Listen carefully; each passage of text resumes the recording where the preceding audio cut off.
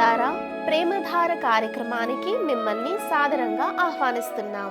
దేవుని బిడ్డలుగా మీరు మీ ఆధ్యాత్మిక జీవితాలను అర్థవంతంగా, దేవునికి మహిమకరంగా జీవిస్తున్నారని తలస్తున్నాం.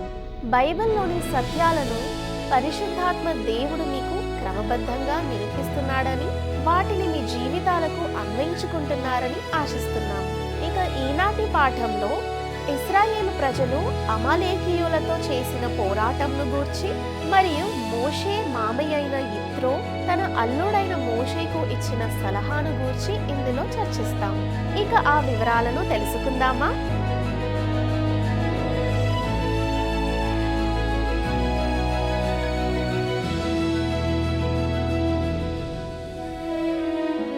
ప్రియులారా, నేటి మన ఈ పాఠంలో మనము నిర్గమకాండము 17వ అధ్యాయము 8వ వచనం నుండి 18వ అధ్యాయము చివరి వచనమైన 27 వరకు ధ్యానించుకోబోతున్నాం. ఇక ముందుగా ఇశ్రాయేలు ప్రజలు అమాలేకీయులతో కలిగి ఉన్నటువంటి పోరాటాన్ని గురించి గమనిద్దాం.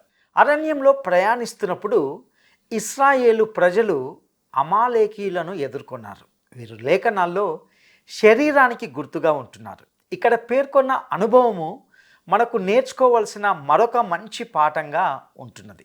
ఇక నిర్గమకాండము 17వ అధ్యాయము 8వ వచనాన్ని గమనిద్దాం. తరువాత అమాలేకీయులు వచ్చి రెఫీదీములో ఇశ్రాయేలీయులతో యుద్ధము చేయగా. ప్రియులారా, అమాలేకు ఏషావు వంశస్థుడు. అమాలేకీయులు ఇశ్రాయేలుకు శత్రువులుగా మారారు. వారు ఎన్నడూ ఇశ్రాయేలీయులకు శత్రువులుగా ఉండడం మానలేదు. ఇక్కడ ఇశ్రాయేలు ప్రజలు యుద్ధం చేయడము ఇదే మొదటిసారి అని మనం గమనించాలి. ఇక నిర్గమకాండము 17వ అధ్యాయము 9-10 వచనాలను గమనిద్దాం. మోషే యెహోషువతో, మన కొరకు మనుషులను ఏర్పరిచి వారిని తీసుకొని బయలువెళ్ళి అమాలేకీయులతో యుద్ధం చేయుము. రేపు నేను దేవుని కర్రను చేతపట్టుకొని ఆ కొండ శిఖరము మీద నిల్చెదను అనెను. యెహోషువ మోషే తనతో చెప్పినట్లు చేసి అమాలేకీయులతో యుద్ధమాడెను. మోషే, అహరోను, హూరు అనువారు ఆ కొండ శిఖరమెక్కిరి. ఇక్కడ ఏషావు శరీర స్వభావానికి ఒక ప్రతిరూపంగా ఉంటున్నాడు. ఇశ్రాయేలీయులు తమ సొంత ప్రయత్నాలతో అమాలేకును జయించలేకపోయినట్లే మీరు కానీ నేను కానీ మన స్వంత ప్రయత్నాలతో శరీరాన్ని ఎన్నడూ జయించలేము. శరీరము ఆత్మతోనూ, ఆత్మ శరీరంతోనూ యుద్ధం చేస్తుంది. పౌలు భక్తుడు గలతీ పత్రిక 5వ అధ్యాయము 17వ వచనంలో దీనిని ఇలా వివరిస్తున్నాడు. శరీరము ఆత్మకును, ఆత్మ శరీరమునకును విరోధముగా అపేక్షించును. ఇవి ఒకదానికొకటి వ్యతిరేకంగా ఉన్నవి గనుక మీరేవి చేయ నిశ్చయింతురో వాటిని చేయకుందురు. అరణ్యంలో ఇశ్రాయేలీయులు అమాలేకీయులు ఒకరితో ఒకరు యుద్ధం చేస్తున్నప్పుడు మనకు కనిపించే ప్రతిరూపం ఇదే. ఇక నిర్గమకాండము 17వ అధ్యాయము 11-12 వచనాలను మనం గమనిద్దాం. మోషే తన చెయ్యి పైకెత్తినప్పుడు ఇశ్రాయేలీయులు గెలిచిరి. మోషే తన చెయ్యి దింపినప్పుడు అమాలేకీయులు గెలిచిరి. మోషే చేతులు బరువెక్కగా వారు ఒక రాయి తీసుకొని వచ్చి అతడు దాని మీద కూర్చునుటకై దాన్ని వేసిరి. అహరోను, హూరులు ఒకడు ఈ ప్రక్కను ఒకడు ఆ ప్రక్కను అతని చేతులను ఆదుకొనగా అతని చేతులు సూర్యుడు అస్తమించు వరకు నిలుకడగా ఉండెను. ప్రియులారా, మనం ఇక్కడ జాగ్రత్తగా గమనిస్తే ఈ యుద్ధము వాస్తవానికి పర్వతం పై భాగంలో జరిగిందని తెలుస్తుంది. అది ప్రార్థన ద్వారా జరిగిన యుద్ధం. ఈ యుద్ధంలో విజయము ఇశ్రాయేలు యొక్క పోరాట సామర్థ్యం వల్ల రాలేదు. ఎందుకంటే వారు అప్పటికి అనుభవజ్ఞులైన సైనికులు కాదు, లేదా యుద్ధతంత్రంలో ఆరితేరిన వారు కాదు. ఈ యుద్ధము మోషే ద్వారానే పోరాడబడింది మరియు గెలవబడింది. మోషే ఇక తన చేతులను పైకి ఎత్తి ఉంచలేనప్పుడు ఇశ్రాయేలీయులు యుద్ధంలో ఓడిపోవడం మొదలుపెట్టారు. మోషే లేకపోతే ఇశ్రాయేలు ప్రజలు తప్పకుండా ఆ యుద్ధంలో ఓడిపోయి ఉండేవారు.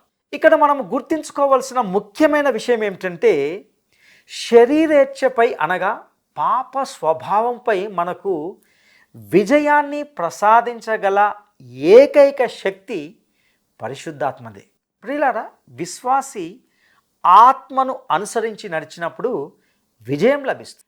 నేను లేదా మీరు ఆత్మకు లోబడకుండా స్వతంత్రంగా వ్యవహరించినప్పుడు అమాలేకు అనగా మన శరీర స్వభావము సులభంగా విజయం సాధిస్తుంది. మోషే తన చేతులు పైకెత్తి ఉంచినప్పుడు ఇశ్రాయేలు ప్రజలు విజయం సాధించారు. నేను కానీ మీరు కానీ మన సొంతగా ఎప్పటికీ మన శరీర స్వభావాన్ని జయించలేం. దేవుని ఆత్మ మాత్రమే అలా చేయగలదు. ఇక నిర్గమకాండము 17వ అధ్యాయము 13, 14 వచనాలను మనం గమనిద్దాం. అట్లు యెహోషువ కత్తివాడి చేత అమాలేకు రాజును అతని జనులను గెలిచెను. అప్పుడు యెహోవా మోషేతో నిట్లనెను, నేను అమాలేకీయుల పేరు ఆకాశము క్రింద నుండకుండా బొత్తిగా తుడిచివేయుదును గనుక జ్ఞాపకార్థముగా గ్రంథములో దీని వ్రాసి యెహోషువకు వినిపించుము. ఇప్పుడు మనము యెహోషువ అనే ఈ వ్యక్తి గురించి కాస్త ఆగి ఆలోచిద్దాం. మోషే తర్వాత ఆ బాధ్యతను చేపట్టబోయే వ్యక్తి ఇతడే. ఈ పదవి కోసము అతడు అప్పటికే సిద్ధం చేయబడుతున్నాడని మనం గమనించవచ్చు. అతడు వాస్తవానికి ఒక సాధారణ మనిషి అయినప్పటికీ తన ముందున్నటువంటి కార్యం కోసము దేవుడు అతన్ని సిద్ధపరుస్తున్నాడు. అమాలేకీయులను నిర్మూలించాలన్న విషయాన్ని యెహోషువకు వినిపించాలని దేవుడు మోషేకు ఆజ్ఞాపిస్తున్నాడు. ప్రియులారా, ఇప్పుడు దేవుడు ఆ శరీర స్వభావాన్ని తొలగించబోతున్నాడు. అందుకు దేవునికి కృతజ్ఞతలు. ప్రభు సంఘాన్ని పరలోకానికి తీసుకొని వెళ్ళినప్పుడు ఆయన దానిని మారుస్తాడు. 1 కొరింథీ పత్రిక 15వ అధ్యాయము 52వ వచనము దీనిని ధృవీకరిస్తుంది. ఒక రెప్పపాటున కడబూర మ్రోగగానే మనమందరము మార్పు పొందుదుము, బూర మ్రోగును, అప్పుడు మృతులు అక్షయులుగా లేపబడుదురు, మనము మార్పు పొందుదుము. ఒకవేళ ప్రభు తన సంఘాన్ని ఇప్పుడున్న స్థితిలోనే మార్పు లేకుండా ఒకవేళ పరలోకానికి తీసుకొని వెళ్ళి ఉంటే పరలోకం కూడా ఈ పాత భూమిలాగే తయారయ్యేది. ఎందుకంటే మన ఈ పాత స్వభావాలతో మనము ఆ స్థలాన్ని పాడు చేసేవాళ్ళం. విశ్వాసులుగా చాలాసార్లు ఈ పాత స్వభావాన్ని ఒక శవంలా మోస్తూ వస్తున్నామనే భావన మనకు కలుగుతుంది. దానిని వదిలించుకోవాలనుకుంటాం. దానిని వదిలించుకోవడానికి శతవిధాల ప్రయత్నిస్తాం. కానీ అది మళ్ళీ మళ్ళీ తన ఉనికిని చాటుకుంటూనే ఉంటుంది. అయితే ఒకరోజు ఈ నా యొక్క పాత స్వభావాన్ని తొలగిస్తానని దేవుడు వాగ్దానం చేసినందుకు నిజంగా ఆయనకు నేను కృతజ్ఞతలు చెల్లిస్తుంటున్నాను. ప్రియులారా, క్రీస్తుకు చెందిన వారు ఒకరోజు మార్చబడతారు మరియు పరలోకానికి అర్హులుగా చేయబడతారు. ఇక నిర్గమకాండము 17వ అధ్యాయము 15, 16 వచనాలను మనం గమనిద్దాం. తరువాత మోషే ఒక బలిపీఠమును కట్టి దానికి యెహోవా నిస్సి అని పేరు పెట్టి, అమాలేకీయులు తమ చేతిని యెహోవా సింహాసనమునకు విరోధంగా ఎత్తిరి గనుక యెహోవాకు అమాలేకీయులతో తరతరముల వరకు యుద్ధమనెను. ప్రియులారా, ఇక్కడ గుర్తించుకోవలసిన 3 ముఖ్యమైన విషయాలు ఉంటున్నాయి. మొదటిది, దేవుడు అమాలేకీయులను నిర్మూలించబోతున్నాడు. మరొక మాటలో చెప్పాలంటే దేవుడు మనలోని పాత స్వభావాన్ని తొలగించబోతున్నాడు. రెండవదిగా, ఆ పాత స్వభావముతో ప్రభువు ఎప్పటికీ రాజీ పడడు. ఆయన అమాలేకీయులతో తరతరాలకు యుద్ధం చేస్తూనే ఉంటాడు. ఇక 3వ ముఖ్యమైన విషయం ఏమిటంటే, మనము ఈ లోకములో జీవించినంత కాలము ఈ నిరంతర పోరాటము కొనసాగుతూనే ఉంటుంది. శరీర స్వభావము మరియు ఆత్మ ఎల్లప్పుడూ ఒకదానికొకటి వ్యతిరేకంగా పోరాడుతూనే ఉంటాయి. దేవుని యొక్క పరిశుద్ధాత్మ మాత్రమే మనకు విజయాన్ని ప్రసాదించగలదు. మనం ఈ వాస్తవాన్ని ఎల్లప్పుడూ గుర్తుంచుకోవాలి. ఇప్పుడు మనము నిర్గమకాండము 18వ అధ్యాయంలోకి వస్తున్నాం. ఇక్కడ 18వ అధ్యాయంలో ఐగుప్తు నుండి సీనాయి పర్వతానికి మధ్య ఇశ్రాయేలు ప్రజలు పొందిన 7 అనుభవాల్లో చివరి దానికి మనం వస్తాం. దేవుడు తన ప్రత్యక్షత ద్వారా మోషేను నేరుగా నడిపిస్తూ వచ్చాడు. కానీ ఇప్పుడు మోషే ప్రత్యక్షత కోసము దేవుని వైపు కాకుండా సహాయం కోసము ఈ లౌకిక జ్ఞానం వైపు తిరిగినట్లుగా చూస్తాం. ఇక మోషే మామయ్య అయిన ఇత్రో రాకను గూర్చిన విషయాలను గమనిద్దాం. నిర్గమకాండము 18వ అధ్యాయము 1 నుండి 4 వచనాలు.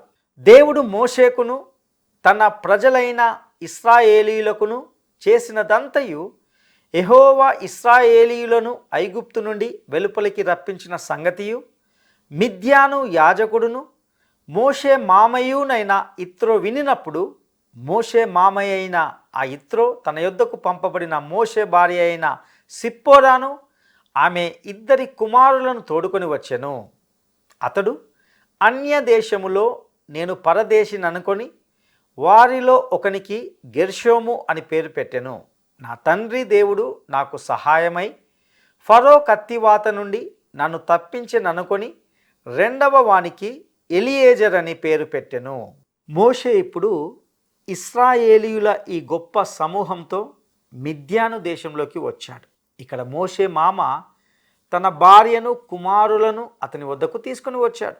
స్పష్టంగా చెప్పాలంటే వారు ఐగుప్తుకు వెళ్ళినప్పుడు అతని భార్య అతన్ని రక్త సంబంధమైన పెనిమిటి అని పిలిచిన అనుభవం తర్వాత అతడు ఆమెను అప్పుడే లేదా కొద్ది కాలం తర్వాత తన తండ్రి ఇంటికి తిరిగి పంపించాడు. ఐగుప్తులో నుండి మోషే బయటికి వచ్చినప్పుడు అనగా నిర్గమనం జరిగినప్పుడు మోషే భార్య అయిన సిప్పోరా ఐగుప్తులోనే తనతో ఉన్నట్లుగా మనకు ఎటువంటి ఆధారం లేదు. కానీ ఇప్పుడు ఆమె తండ్రి అయిన ఇత్రో ఆమెను ఆమె 2 కుమారులను మోషే వద్దకు తీసుకొని వచ్చినట్లుగా చూస్తాం.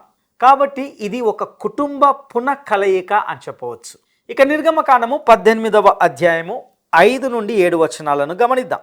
మోషే మామయ్య అయిన ఇత్రో అతని కుమారులనిద్దరిని అతని భార్యను తోడుకొని అరణ్యంలో దేవుని పర్వతము దగ్గర దిగిన మోషే యొద్దకు వచ్చెను.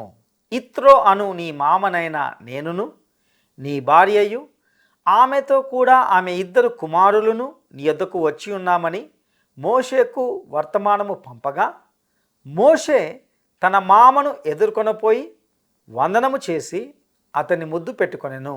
వారు ఒకరి క్షేమము ఒకరు తెలుసుకొని గుడారంలోనికి వచ్చిరి. ప్రియులరా, ఇక్కడ మోషేకు అతని మామకు మధ్య ఉన్న అద్భుతమైన అనుబంధాన్ని గమనించడం ఎంతో ఆసక్తికరమైన విషయం. వారు చాలా సన్నిహితంగా నిజానికి మంచి స్నేహితులుగా కనిపిస్తారు. ఇశ్రాయేలీయులను ఐగుప్తు నుండి బయటకు నడిపించడంలో దేవుడు చేసిన కార్యాలన్నింటినీ మోషే అతనికి వివరించాడు. మోషే చెప్పే విషయాల పట్ల ఇత్రో ఎంతో ఆసక్తిని చూపించాడు. వాస్తవానికి మోషే తన కుటుంబాన్ని పలకరించడానికి వెళ్ళినప్పుడు అతడు తన మామను ముద్దు పెట్టుకున్నాడని చెప్పబడింది. కానీ తన భార్యను ముద్దు పెట్టుకున్నట్లు ఎక్కడ లేదు. తన కుమారులను చూసి మోషే సంతోషించినట్లు కూడా ఈ వచనాల్లో ఎక్కడ పేర్కొనబడలేదు. ఇవన్నీ కూడా మోషే కుటుంబ సంబంధాలు ఉండాల్సిన రీతిలో లేవన్న మన ముందరి అభిప్రాయాన్ని కొంత బలపరుస్తున్నట్లుగా కనిపిస్తాయి. ఇక నిర్గమకాండము 18వ అధ్యాయము 8 నుండి 12 వచనాల వరకు గమనిద్దాం. తరువాత మోషే యెహోవా ఇశ్రాయేలీయుల కొరకు ఫరోకును ఐగుప్తీయులకును చేసినదంతయు త్రోవలో తమకు వచ్చిన కష్టము యావత్తును యెహోవా తమ్మును విడిపించిన సంగతియు తన మామతో వివరించి చెప్పెను. యెహోవా ఐగుప్తీయుల చేతిలో నుండి విడిపించి ఇశ్రాయేలీయులకు చేసిన మేలంతటిని గూర్చి ఇత్రో సంతోషించెను. మరియు ఇత్రో ఐగుప్తీయుల చేతిలో నుండి ఫరో చేతిలో నుండి మిమ్మును విడిపించి ఐగుప్తీయుల చేతి క్రింద నుండి ఈ ప్రజలను విడిపించిన యెహోవా స్తుతింపబడునుగాక. ఐగుప్తీయులు గర్వించి ఇశ్రాయేలీయుల మీద చేసిన దౌర్జన్యమును బట్టి ఆయన చేసిన దాన్ని చూచి యెహోవా సమస్త దేవతల కంటే గొప్పవాడని ఇప్పుడు నాకు తెలిసినదనెను. మరియు మోషే మామయ్య అయిన ఇత్రో ఒక దహన బలిని బలులను దేవుని కర్పింపగా అహరోనును ఇశ్రాయేలీయుల పెద్దలందరూ మోషే మామతో దేవుని సన్నిధిని భోజనము చేయవచ్చిరి. ప్రియులరా, మోషే మిద్యానులో ఉన్నప్పుడే ఐగుప్తులో బానిసత్వపు కాడి నుండి ఇశ్రాయేలీయులను విడిపించబోతున్నానని ప్రకటించినప్పుడు ఇత్రో బహుశా సందేహించి ఉండవచ్చు. బహుశా అతడు తన పొరుగు వారితో ఇలా అని ఉంటాడు, నా అల్లుడికి ఏమైందో నాకు అర్థం కావడం లేదు, అతనికి పెద్ద పెద్ద ఆలోచనలు ఉన్నాయి, ఐగుప్తు నుండి ఇశ్రాయేలీయులను విడిపించడానికి దేవుడు తనను పిలిచాడని అతడు అనుకుంటున్నాడు, అతడు ఆరాధించే దేవుడు అలా చేయగలడని నేను నమ్మను అని చెప్పి ఉండవచ్చు. అవును, దేవుడు మోషేతో చెప్పిన ఆ పనిని ఆయన చెప్పినట్లుగానే నిజంగానే చేశాడు. దీనివల్ల ఇత్రో దేవుని గురించిన రక్షణదాయకమైన జ్ఞానాన్ని పొందాడని స్పష్టమవుతుంది. ఆయన దేవునికి దహన బలులను అర్పించడమే ఇందుకు నిదర్శనం. ఇక దేవుని ప్రజలకు న్యాయం తీర్చడానికి న్యాయాధిపతులను నియమించుకోవాలని మోషేకు ఇత్రో ఇచ్చిన సలహాను మోషే అంగీకరించడాన్ని గూర్చి మనం ఇక్కడ గమనిద్దాం. నిర్గమకాండము 18వ అధ్యాయము 13 నుండి 18 వచనాలను గమనిద్దాం. మరునాడు మోషే ప్రజలకు న్యాయం తీర్చుటకు కూర్చుండగా ఉదయము మొదలుకొని సాయంకాలం వరకు ప్రజలు మోషే యొద్ద నిలిచియుండిరి. మోషే ప్రజలకు చేసినదంతయు అతని మామ చూచి, నీవు ఈ ప్రజలకు చేయుచున్న ఈ పని ఏమిటి? ఉదయము మొదలుకొని సాయంకాలం వరకు నీవు మాత్రము కూర్చుండగా ప్రజలందరూ నీ యొద్ద నిలిచి ఉండనేలా అని అడగగా, మోషే, దేవుని తీర్పు తెలుసుకొనుటకు ప్రజలు నా యొద్దకు వచ్చెదరు, వారికి వ్యాజ్యము ఏదైనను కలిగిన ఎడల నా యొద్దకు వచ్చెదరు, నేను వారి విషయము న్యాయము తీర్చి దేవుని కట్టడలను ఆయన ధర్మశాస్త్ర విధులను వారికి తెలుపుచున్నానని తన మామతో చెప్పెను. అందుకు మోషే మామ అతనితో, నీవు చేయుచున్న పని మంచిది కాదు, నీవును నీతోనున్న ఈ ప్రజలును నిశ్చయముగా నలిగిపోవుదురు, ఈ పని నీకు మిక్కిలి భారము, అది నీవు ఒక్కడవే చేయజాలవు. మోషే మామగారికి మోషేపై ఎంతో ప్రేమ, గౌరవం మరియు ఆసక్తి ఉండేవని స్పష్టమవుతుంది. ఆయన మోషే కుటుంబాన్ని అక్కడికి తీసుకుని వచ్చిన తర్వాత కొన్ని రోజులు అక్కడే ఉండి ప్రజల వ్యవహారాలను పరిష్కరించడంలో మోషే ఎంత బిజీగా తీరిక లేకుండా ఉన్నాడో గమనించాడు. అందుకే మోషే పని భారాన్ని తగ్గించడానికి ఆయన ఒక సలహా ఇచ్చాడు. ఇక నిర్గమకాండము 18వ అధ్యాయము 19 నుండి 27 వచనాల వరకు గమనిద్దాం.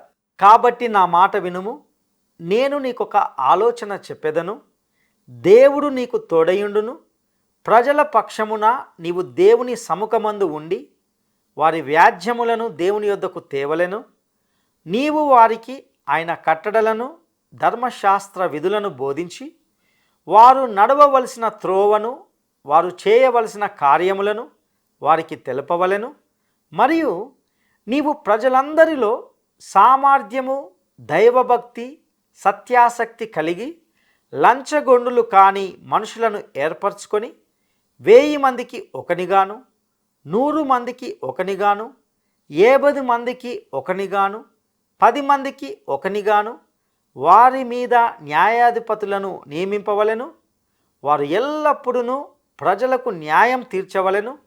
అయితే గొప్ప వ్యాజ్యములన్నిటినీ నీ యొద్దకు తేవలెను, ప్రతి అల్ప విషయమును వారే తీర్చవచ్చును, అట్లు వారు నీతో కూడా ఈ భారమును మోసిన ఎడల నీకు సులువుగా ఉండును. దేవుడు ఈలాగు చేయుటకు నీకు సెలవిచ్చిన ఎడల నీవు ఈ పని చేయుచు దాని భారమును సహింపగలవు. మరియు ఈ ప్రజలందరూ తమ తమ చోట్లకు సమాధానముగా వెలుదురని చెప్పెను. మోషే తన మామ మాట విని అతడు చెప్పినదంతయు చేసెను.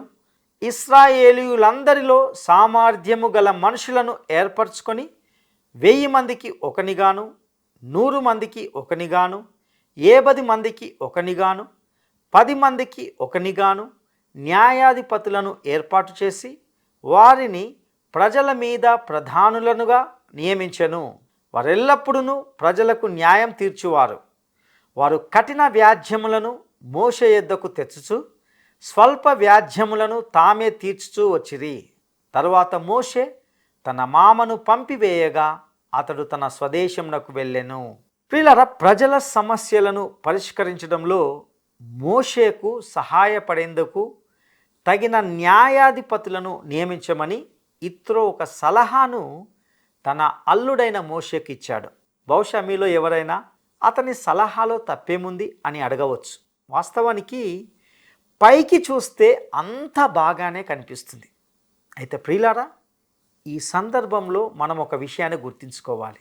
ఈ లోకంలో 2 రకాల జ్ఞానాలు ఉంటున్నాయి.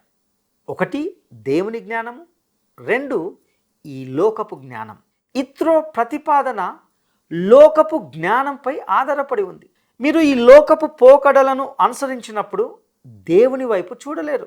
నేడు సంఘము ఇంతటి క్లిష్ట పరిస్థితుల్లో ఉండడానికి ఒక కారణం ఏమిటంటే, కేవలము వ్యాపారంలో విజయం సాధించినందుకే కొందరిని సంఘంలోకి తీసుకొని వచ్చి వారిని హుటాహుటిన సంఘ నాయకులుగా పాలక మండలిలో లేదా ఉన్నత స్థానాల్లో ఉంచడం జరుగుతుంది. వారు ఈ లోకపు పద్ధతుల ద్వారా సంఘాన్ని నడపడానికి ప్రయత్నిస్తారు, కానీ వారికి ఎటువంటి ఆధ్యాత్మిక వివేచన అంటూ ఉండదు. అయితే మనము జాగ్రత్తగా గమనించవలసిన విషయం ఏమిటంటే, ఈ లోకపు విధానాలు పద్ధతులు సంఘములో పనిచేయవు. ఇక్కడ ఇత్రో చేసిన ఆలోచన కానీ అతడు మోషేకు ఇచ్చిన సలహాలు మంచివే. అవి మోషేపై ఉన్న భారాన్ని తగ్గించి పనులు త్వరగా జరిగేలా చేస్తాయి. అవి ఒక క్రమబద్ధమైన విధానాన్ని కల్పిస్తాయి మరియు సమయాన్ని ఆదా చేస్తాయి. ఇక్కడ ఇత్రో ప్రతిపాదన చాలా ఆకర్షణీయంగా అనిపిస్తుంది. అతని సూచన నిజాయితీతో కూడుకున్నది మరియు అతడు మంచి ఉద్దేశంతోనే అలా అన్నాడు. మోషే ఆరోగ్యం పట్ల అతనికి శ్రద్ధ ఉంది, అందుకే అతన్ని మనము అభినందించకుండా ఉండలేము.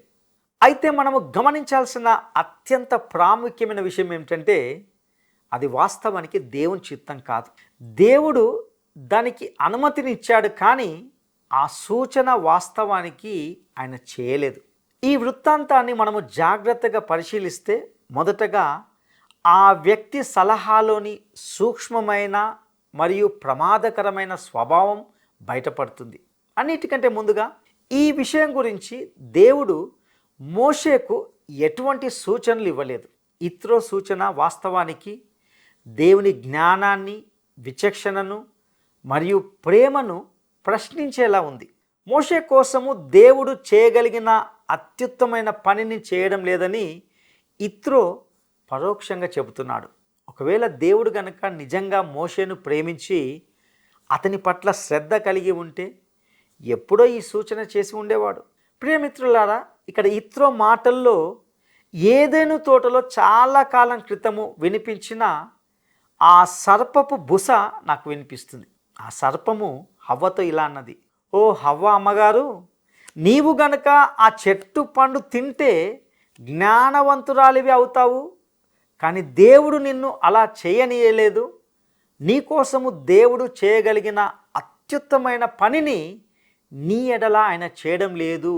ఇత్రో సూచన కూడా అదే విధంగా అదే విషయాన్ని సూచిస్తుంది. ప్రియులారా, అయితే ఇదే గనక అత్యుత్తమ పద్ధతి అయి ఉంటే దేవుడు ఈ ఏర్పాటును ముందే చేసి ఉండేవాడు. ఇక గమనించాల్సిన రెండవ విషయం ఏమిటంటే, దేవుడు మోషేతో నేరుగా వ్యవహరిస్తూ వచ్చాడు. ఇశ్రాయేలు ప్రజలను విడిపించే గొప్ప కార్యం కోసము ఆయన మోషేను సిద్ధపరుస్తున్నాడు. దేవుడు ఇందులో 3వ వ్యక్తి ప్రమేయాన్ని కోరుకోలేదు. మోషే వద్దకు నేరుగా వచ్చే దేవుని శక్తిని బలహీనపరిచే లేదా అడ్డుకునే ఇతరులను ఇందులో చేర్చడం ఆయనకి ఇష్టం లేదు. దేవుడు మోషేతో ముఖాముఖిగా మాట్లాడాడని మనం గుర్తుంచుకోవాలి. దేవునితో నేరుగా వ్యవహరించడానికి ఇష్టపడని వారు చాలామంది ఉంటున్నారు. వారు ఇతర వ్యక్తులతో వ్యవహరించడానికే ఎక్కువ మొగ్గు చూపుతారు. వారు ఒక మనిషి ద్వారానో, ఒక సంఘము అనగా చర్చి ద్వారానో, ఒక ఆచారం ద్వారానో, లేదా ఏదైనా గ్రంథం ద్వారానో, లేదా మరో పద్ధతిని ఆశ్రయించడం ద్వారానో దేవుణ్ణి సంప్రదించడానికి ఇష్టపడతారు. వీటన్నిటికీ వాటికంటూ ఒక స్థానం ఉంది. కానీ ప్రియమిత్రమా, మనము నేరుగా దేవుని దగ్గరకే వెళ్ళాలి. ఈ విషయంలో ఇంతమందిని మధ్యలో చేర్చాలని దేవుడు కోరుకోడు కూడా. ఈ లేఖన భాగాన్ని పరిశీలిస్తున్నప్పుడు గమనించాల్సిన 3వ విషయం ఏమిటంటే, ఇత్రో చేసిన సూచన ఒక వ్యవస్థను సృష్టించింది. దాని నుండే 70 మంది సభ్యులుగా పిలువబడే సన్హెద్రిని సభ అనగా యూదుల అత్యున్నత న్యాయస్థానము లేదా సభ అనేది ఏర్పడింది. సుమారు 1500 సంవత్సరాల తర్వాత ఒక రాత్రి వేళ వీరంతా సమావేశమై దేవుని కుమారుని చంపడానికి కుట్ర పన్నారు. మోషేకు ఈ వ్యవస్థ అవసరం లేదు. ఈ పనిని మరియు కఠినమైన బాధ్యతలను నిర్వహించడానికి దేవుడే మోషేకు శక్తిని అనుగ్రహించాడు. దేవుని పనిలో ఆ 70 మంది వ్యక్తులు ఒక్క మనిషి కంటే ఎక్కువ సమర్థవంతమైన వారేమి కాదు. ఏది ఏమైనప్పటికీ మనిషికి జీవాన్ని మరియు శక్తిని ఇచ్చేది ఆత్మీయ కదా. సంఘము విజయవంతం కావడానికి సరైన పద్ధతి అవసరమని భావించేవారు కొందరు ఉంటున్నారు. ప్రస్తుతం చాలామంది బోధకులు నేటి కొత్త తరంతో తమను తాము మమేకం చేసుకోవడానికి ప్రయత్నిస్తూ కొంతవరకు అవివేకంతో వ్యవహరిస్తున్నారు. తాము కొత్త తరంతో సంభాషించాలని అనుకుంటున్నామని వారు చెబుతారు. నేడు ప్రజలను గుర్తించడం మరియు వారితో సంభాషించడంపై ప్రధానంగా దృష్టి సారించే అనేక సెమినార్లు, సంఘాలు ఉంటున్నాయి. వారు నిజంగా ప్రజల జీవితాలను చేరుకొని ప్రభావితం చేసినట్లు మనం ఎప్పుడు వినలేం, చూడలేం కూడా. వారు దానిని చేయలేరు. దేవునికి ఒక పద్ధతి, ఒక సంస్థ, సంఖ్యలు, ఒక వ్యవస్థ, ఒక ఆచారము లేదా మంచి పనులు అనేవి అక్కర్లేదు. దేవుడు లోక జ్ఞానమంతటిని తొలగిస్తాడు. తద్వారా మీ ఆత్మకు మరియు ఆయనకు మధ్య ఏది అడ్డుగా ఉండదు. ప్రియులారా, మనుషులను క్రీస్తు వైపునకు గెలుచుకోవడానికి మనము చాకచక్యంగా ఉండి మేధోపరమైన పద్ధతిని ఉపయోగించాల్సిన అవసరం లేదు. మనకు కావాల్సింది మనకు మార్గనిర్దేశం చేసే దేవుని యొక్క జ్ఞానం మాత్రమే. మనకు దేవుని శక్తి కావాలి, కానీ ఈ క్రొత్త పద్ధతులు కాదు. నా ప్రియ స్నేహితుడా, నీవు లోక జ్ఞానం మీద ఆధారపడతావా, లేక పైనుండి వచ్చే ఆ జ్ఞానముతో నీకు మార్గనిర్దేశం చేయమని దేవుని వైపు చూస్తావా? దేవుని యొక్క జ్ఞానమే నేను సరి అయిన గమ్యస్థానానికి నడిపిస్తుంది. ప్రియ సహోదరుడా, సహోదరి, ఇందలి వాక్య సత్యాలను మీ వ్యక్తిగత జీవితాలకు అన్వయించుకొనుటకు ప్రభు మీకు సహాయం చేయనుగాక. దైవాశీస్సులు. అమాలేకీయులతో యుద్ధం జరిగినప్పుడు మోషే చేతులను పైకి ఎత్తి ఆదుకున్నది ఎవరు? అమాలేకీయులతో యుద్ధం జరిగినప్పుడు మోషే చేతులను పైకెత్తి ఆదుకున్నది ఎవరు? 1 యెహోషువ మరియు కాలేబు, 2 అహరోను మరియు హూరు, 3 ఇస్రో మరియు ఎలియేజర్. ఈ సందేశము విశ్వాసులుగా మనలో ప్రతి ఒక్కరిని ఎంతగానో ప్రోత్సహించిందని నమ్ముచున్నాం. ఆధ్యాత్మిక జీవితానికి సంబంధించి ఎన్నో విషయాలను ఈ సందేశము ద్వారా మనము తెలుసుకున్నాం. ఇందులోని అనేక సత్యాలను మన జీవితాలకు అన్వయించుకుందాం. మరిన్ని లోతైన సత్యాలను తెలుసుకోవడానికి లేక ప్రార్థన అవసరతలను తెలియజేయడానికి ఈ స్క్రీన్ పై వస్తున్నటువంటి నంబర్తో మీరు మమ్మల్ని సంప్రదించవచ్చు. మీ ప్రతి ఫోన్ కాల్ మాకు చాలా విలువైనదని మీ కాల్ కోసం మేము వేచి ఉంటాము. దేవుడు మీకు తోడై ఉండునుగాక. ఈ కార్యక్రమం మీకు నచ్చిందా? అయితే వెంటనే మిస్డ్ కాల్ ఇవ్వండి. బహుమతి పొందే విజేత మీరే కావచ్చు.